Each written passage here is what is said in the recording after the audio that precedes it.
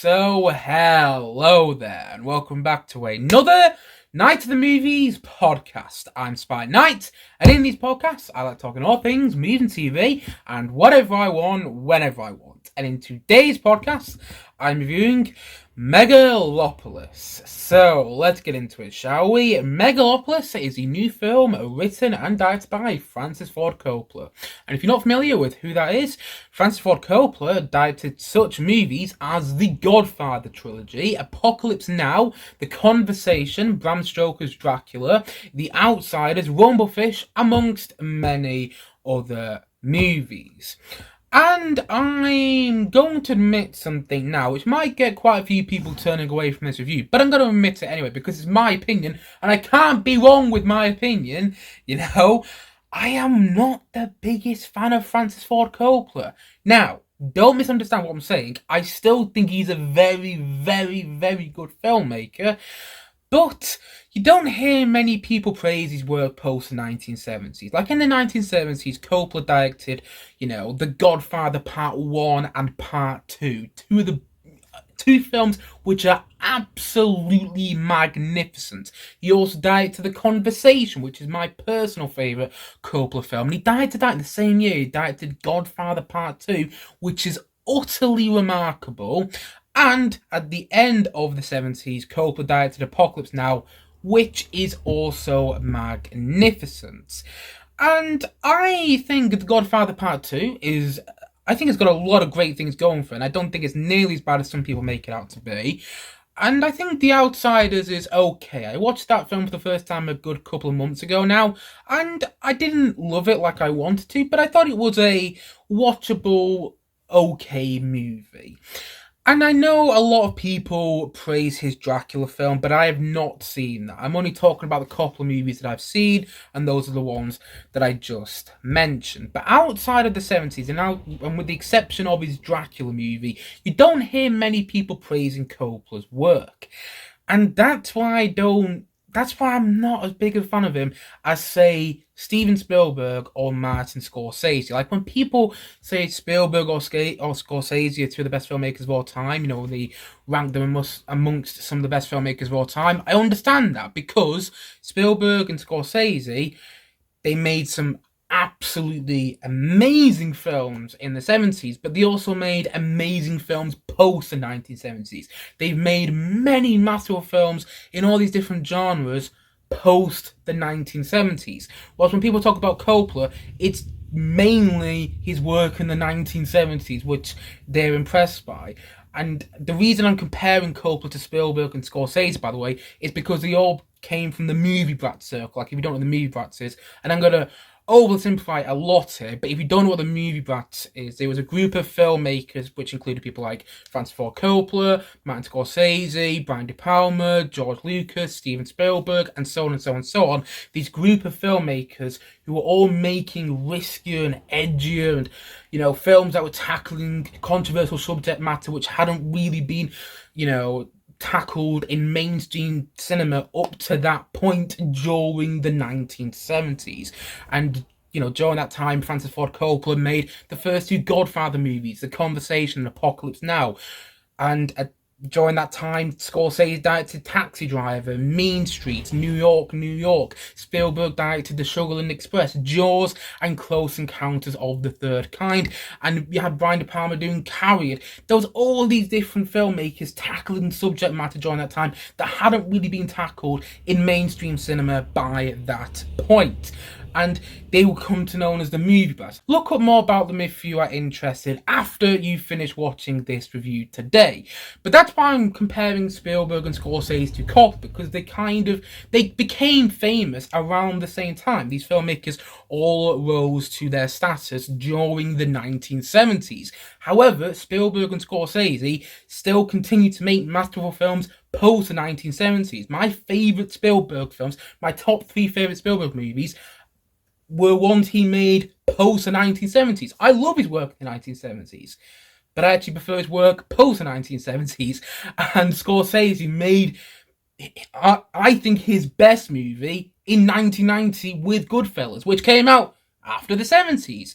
Whereas Coppola, I think, made his best work in the 70s, and I don't think he's made many great films since. Again, I haven't seen his Dracula movie, but other than his Dracula film, I don't hear many people talking about Coppola's work post the 1970s. And that might just be me, but that's why I'm not as big of a fan of Coppola as, say, Spielberg or Scorsese or even Kubrick. You know, Kubrick wasn't a movie brat, but he, again, going back to that word, he made many masterful films in all these different genres, whilst Coppola hasn't. He made two of arguably the greatest films of all time in The Godfather Part 1 and The Godfather Part 2, although sometimes when I hear people call The Godfather Part 1 or The Godfather Part 2 their favourite film of all time, I just want to say, is it really your favourite film of all time? Because I do think some people, you know, use it as a default answer when you get asked what your favourite film of all time is. People just immediately go, oh, The Godfather, or The Godfather Part 2, when actually, I want to say, can you not think of any other movies? I know The Godfather Part 1 and 2 are magnificent and everything,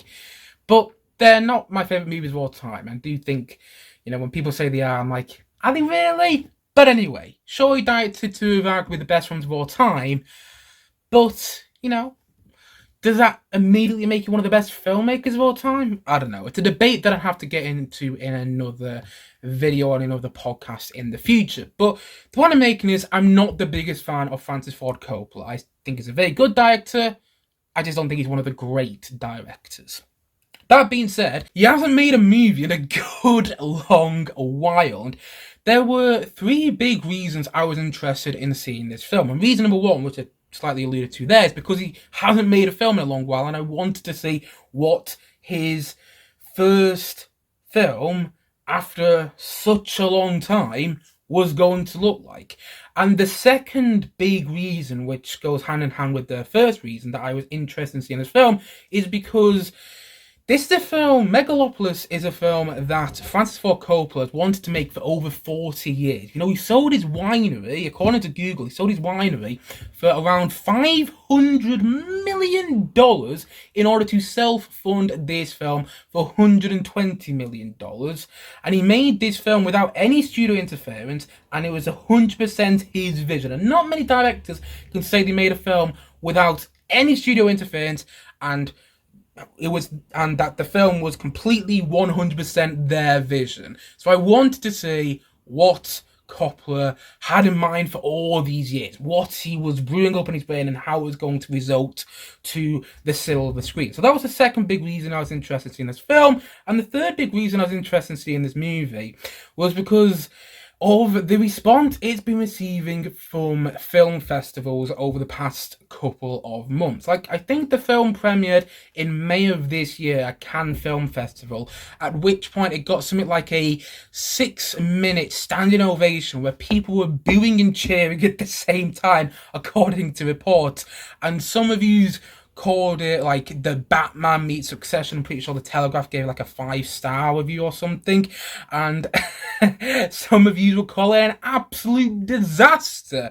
And the more this film has been shown at film festivals and had its premiere and everything like that, you know, the more it's been getting a divisive response. And I get excited when people are calling a film, such as they are with this movie, you know, calling it the worst movie of the year and calling it a disaster, but also saying it's something to behold and you need to see it. I just knew I had to see this movie when people calling it a disaster, but also saying there's nothing quite like it, when they're saying things like that. So those are the three big reasons I was interested in seeing this movie. It's a new film from Francis Ford Coppola, and he is one of the movie brats, and whenever he brings out a new movie, I'm going to be interested in it. And apparently this is not his final film, by the way, so, you know, when he brings out his next movie, I'll be interested in it. Again, it's been getting a lot. He self-funded the film after selling his winery, and it's been getting a very divisive response. So those are the three big reasons I was interested in seeing this film. And even so, this film has been receiving a divisive response, by the way, I still went into the movie with an open mind. You know, some people have been getting a lot out of this movie, and I was hoping to be one of those people. So, like I said before, I went into the film with an open mind yesterday, and the Google plot synopsis of the film for Megalopolis goes as follows. The film follows a conflict between Caesar, played by Adam Driver in the movie, a genius artist who seeks to leap into a utopian, idealistic future, and his opposition, Mayor Franklin Cicero, played by Giancarlo Esposito, who remains committed to a regressive status quo, perpetuating greed, special interests, and partisan warfare. And that's apparently the plot to this movie. I had to look on Google to see what the plot to this film was, because after seeing the film a couple of days ago now, I still couldn't tell you what the plot of the film was. And I watched the film the entire way through. I didn't leave the cinema, even though I wanted to at one point. I didn't leave the cinema. I sat there watching the film the whole way through, and I did not get that plot from this movie, because honestly, if you hadn't guessed already, I think this film is absolutely awful. It's mesmerizingly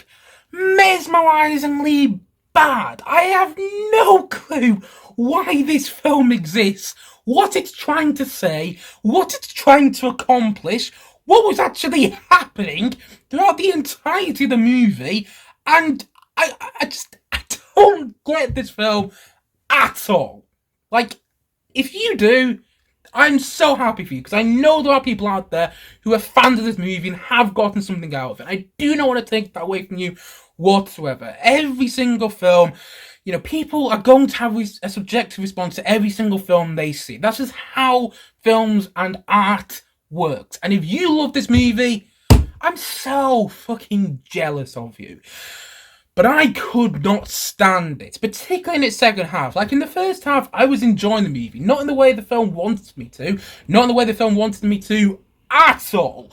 But I was enjoying the movie because I was kind of sat there thinking, this isn't making any sense. What was Coppola thinking when he directed this scene? What's going on here? Why is there such a big set piece for this scene? There doesn't need to be a big set piece for this scene.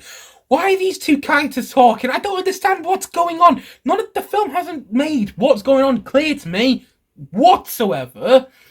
But I was kind of enjoying it because I was thinking those things, and I was kind of amazed at the same time that this film existed. But then in the second half, I just became insanely bored with it. And I hate using the word bored, but I seem to use it quite a lot on this channel at the same time, so maybe I don't hate using it actually.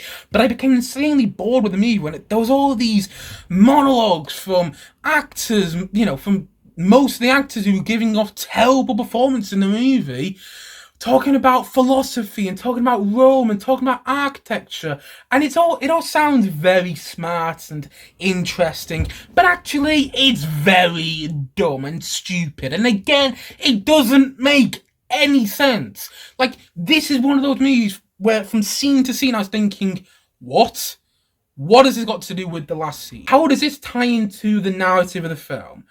What is the purpose of this scene? Why was that there? What's going on here? Why is this all of a sudden become important? Why are you throwing this in here from scene to scene to scene to scene? And this movie goes on for almost 2 hours and a half. From scene to scene to scene, I was thinking, what the hell is going on? Because it makes no sense. And I know I keep saying that, but it makes no sense. I've got to calm down a bit. I don't know why I'm getting so worked up. I think it's because I felt like I really wasted 4 hours of my time watching this film in the cinema. But actually, it wasn't 4 hours of my time. It was only 2 hours and 20 minutes. Not even that. It was like around 2 hours and 20 minutes. I think it's 2 hours and 18 minutes. The point is, it's not 4 hours long. But it felt 4 hours long because the film is just full of all this dialogue from characters that makes no sense. And it's so terribly written. It feels like this film has been in Coppola's mind for over 40 years. And in that time, he's come up with all these ideas to put in the script, because he did write the film as well. But the problem is, the film is trying to... One of the problems with the movie, this is just one of the problems. Coppola is trying to explore all of these different ideas. Thousands of ideas in this movie, but none of them come to fruition, and none of them are explored in a particularly interesting or compelling way. And you watch the movie thinking, just focus on one idea, focus on one storyline, because there is way too much going on in the film. It is convoluted with a capital C, and you're watching and you go, Coppola, just focus on one thing. Stop trying to touch on and explore all of these ideas. Focused on one thing, and it feels, you say with some movies, some big budget movies, where it feels like everything in the kitchen sink is being thrown at a film. Sometimes I say that, and I look at the film and actually go, you know what, maybe everything in the kitchen sink wasn't thrown at it. Because you watch this movie, and it feels like everything in the kitchen sink, and maybe the whole front room furniture, and maybe the whole dining room furniture, and maybe the whole bloody house was thrown at a wall with this movie. It feels like everything was just thrown at the wall, and Coppola's going, yeah, let's include that, let's include that, let's include that, why don't we include that, why don't we include that as well? Why not? Because it's my movie and I'm self-funding. I spent $120 million to make this film happen, but I don't know why I did that. And, I mean, the problems with this film go on and on and on. The performances are all, well, not all actually, are mostly all bad. I think the only two that come out of this movie salvageable are Aubrey Plaza, who feels like she's having quite a bit of fun being in this movie. She is watchable in it. I don't think she's terrible, although it's nowhere near her best performance. But I didn't hate her when I saw her on screen. I didn't actually dislike her. I thought she was okay in the movie. So she comes out of the movie fine, as did Giancarlo Esposito, because he actually brings a grounded feel to his performance. I liked what he was going for. I didn't feel it fit with the movie, but he was one of the only actors in the film where it didn't feel like he was chewing up the scenery. Everybody else is awful. And this film has loads of actors in, which I really love. Adam Driver, I've loved ever since I saw him in Star Wars: The Force Awakens as Kylo Ren. I've loved him and been interested in whatever he's in ever since The Force Awakens. But I don't have a clue what he's doing in this movie. Like, he is really annoying to watch, and the more he's on screen, the more he's like, why are we, the more you keep thinking, why are we following you? There is nothing interesting about you. You are a self-absorbed idiot, and I don't care about you. Why should I care about you? The film has actually made me not care about you more. And I didn't know what Adam Driver was going for in his performance. It feels like Coppola just said, Adam, do your thing. And that's the same with everybody else in the film. Nathalie, I think that's how I pronounce her name, Nathalie Emmanuel, who rose to fame with Game of Thrones, in which she played Missandei, and that's what the character was called. I usually like her in things I've seen him in. Granted, I can't think of many things I've seen him in. Maybe just Game of Thrones, but I was thinking she was going to be good in the film. She acts like she's in a Hallmark Christmas movie. You know, one of those Christmas movies you see on Netflix that were made really quickly and have this terrible acting. She feels like she's in one of those movies. Jon Voight, I mean, he is awful in the film. He's laughable. His performance, I don't understand what these actors are doing here. Shia LaBeouf, who is a good actor, regardless of all the controversy surrounding him. He has proven to be a good actor in the past, but he is terrible in the film. Every time you're on screen, I'm like, what movie do you think you are in? Lawrence Fishburne's bad in the movie, and I love Lawrence Fishburne, but I mean, I could go on and on and on. The performance in this film are almost all terrible, and they all feel like they're in different movies, and every scene in the film feels like it's being edited way too much. Every scene in the film is like told from all these different camera angles, and I'm going, where is the Coppola who directed the first, not even just the first two Godfather movies, the Godfather trilogy? The Coppola who would just let scenes play out, who would edit when it was meaningful, who would edit on purpose. Where has that Coppola gone? Because in this film, I mean, I don't know who edited it, but Coppola would have got final cut because this is his movie. There's been no studio interference whatsoever. So Coppola would have got final cut on this film, as I said twice now. And so he would have seen all the editing going on in these scenes. And I'm watching, I'm like, why are you editing so much? What is the purpose of these edits? Why do you... I just don't get it. And the entire film feels like they put it in order. They put it in chronological order. Then just before they put the final cut together, somebody on the keyboard pressed random and mixed all the scenes up in the movie because narratively it makes... Again, I'm going back to that phrase. Perhaps I'm going to sound like a broken record, but I'm going to say it again anyway. It makes no sense. It really feels like someone just pressed random on the keyboard and mixed all the scenes in the film up because they don't link to each other. And it's like, what was the purpose of this movie? This film doesn't accomplish anything, and I'm not sure what it's trying to say. Right, so this is just a quick little add-on, something I forgot to mention when I was initially recording this podcast, but I remember to mention as soon as I finished recording the podcast, as it always is this. One of the biggest crimes of this movie, for me, was that it had, and I'm not going to give away any spoilers for the film in case people don't want to know what happens, but it has a happy ending. And the thing about the best of Coppola's movies is they don't have happy endings. The endings are often haunting. They leave you with lots to think about and they almost ingrain in your memory. Like, I can still remember the end of The Godfather Part 1, The Godfather Part 2. I can still remember the end of The Godfather Part 3, and I can still remember the end of Apocalypse Now vividly in my mind. And I can remember the end of Megalopolis vividly in my mind, but for all the wrong reasons. It's a happy ending. Literally outside they're going, that's not how it ended, has it? And then... get this, the credits roll and a song starts playing. Yes, a song, a pop song it sounded like. It might have been an acoustic song actually, but it doesn't really matter. The point is a song starts playing. You're like, really? Coppola, what are you doing? I mean, yeah, I did not like the ending to the film, and I didn't like that it had a happy ending. And the credits started rolling and a song started playing. I mean... that felt cheesy and it made the film feel like it was made in the early 2000s. So yeah, just another problem I have with this movie that I had to get off my chest. Anyway, back to the podcast and back to me rambling on about this movie. I mean, it's mesmerising. It is mesmerising, but mesmerisingly bad. And the reason I'm saying it's mesmerising is because...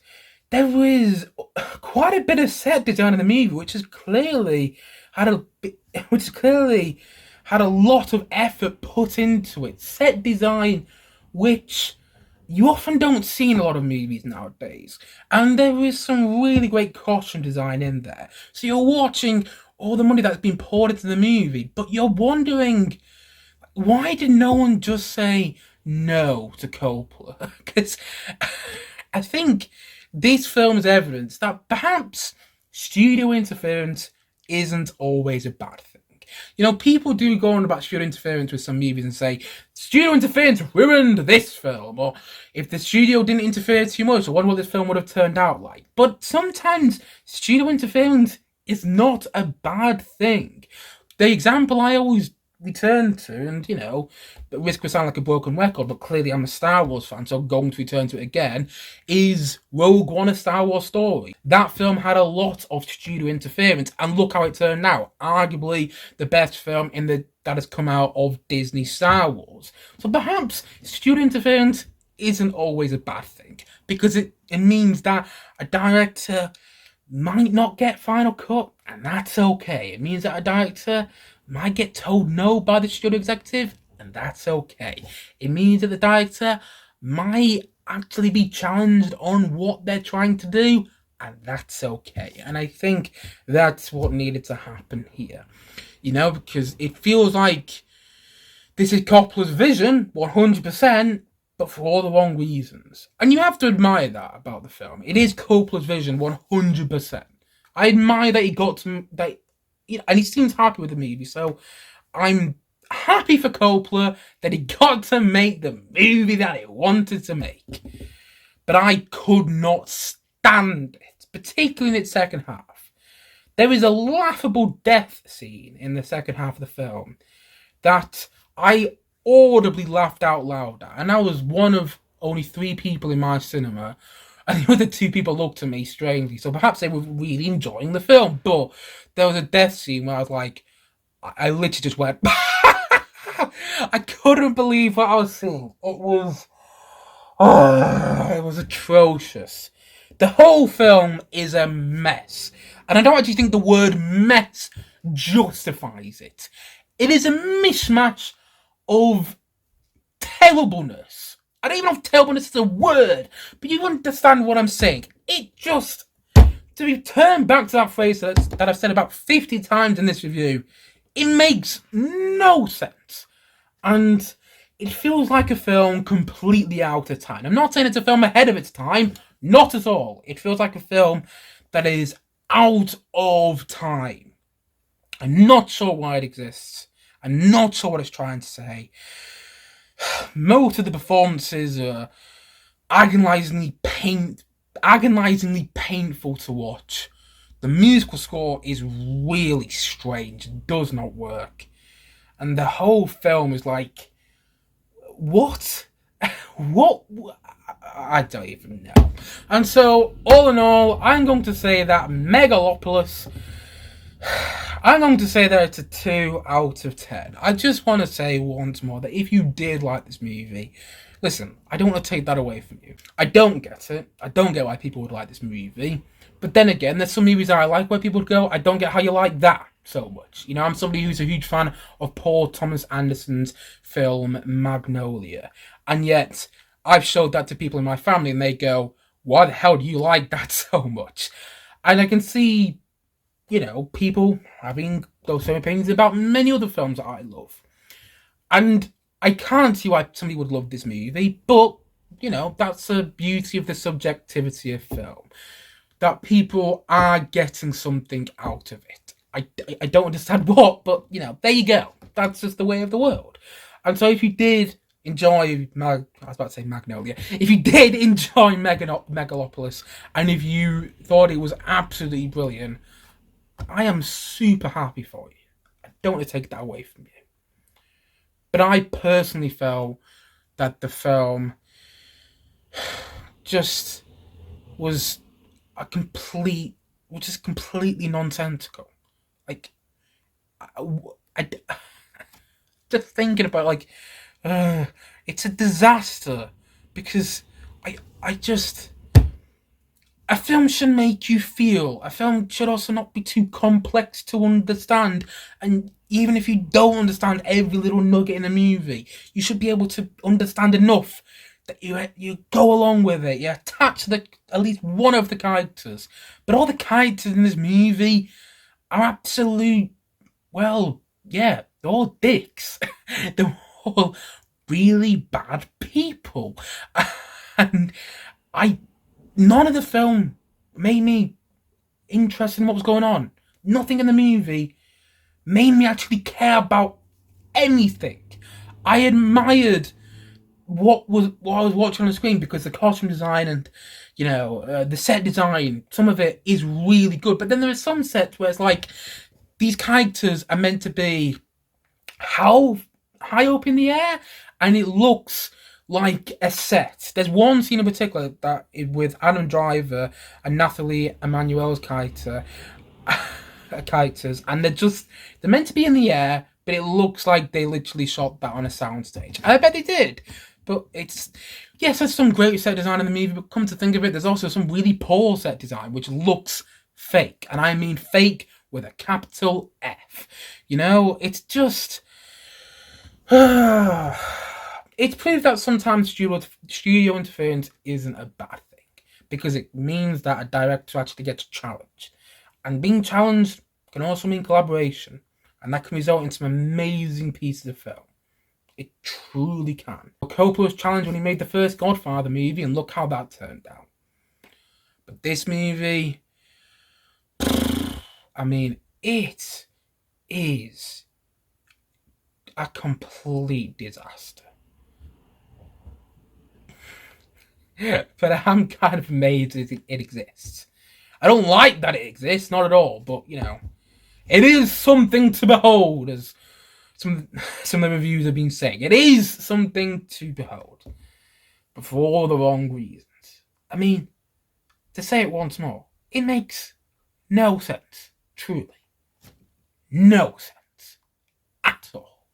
And so, all in all, as I've already said, and as I'm going to say once more in this podcast today, Megalopolis is a 2 out of 10 from me.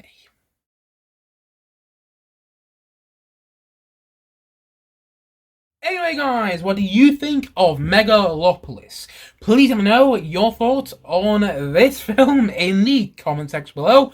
And as always, thanks for watching or listening to this podcast. And if you haven't yet, please do click down below and like and subscribe on this video. And look forward to many more videos and many more podcasts coming very soon on this channel. As I already said, thank you so much for watching or listening to this podcast.